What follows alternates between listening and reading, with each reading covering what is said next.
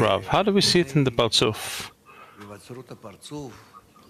Where before the creation or the appearance of the Partzuf, we have a will to receive.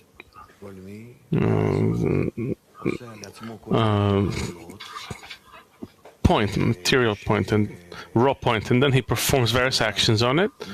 And when he performs them correctly, gradually, restriction, masach, reflected light, then he begins to discover the upper light that's ahead of him, that's before him, and begins to resemble him in his actions in order to bestow from below up. Then he receives in order to bestow, and in this way he reveals inside of him in his inner light, in Tanta. He reveals the Creator, and he has contact with him, adhesion with him. How do we do it in the 10? Let's see. The opportunity is before us.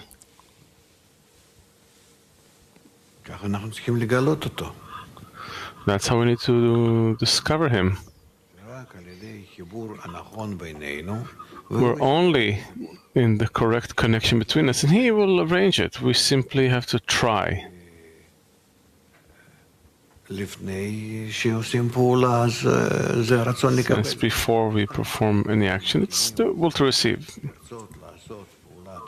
When you begin to want to perform an action of restriction, a screen, reflected light, bestowal, then it begins to acquire the shape of from below upwards and bestowal to the Creator as much as possible, as long as it's together.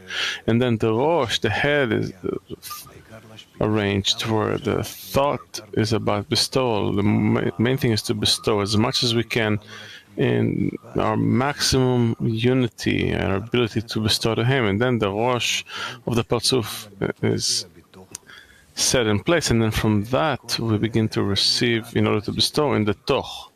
And all of this is referred to as "You have made me."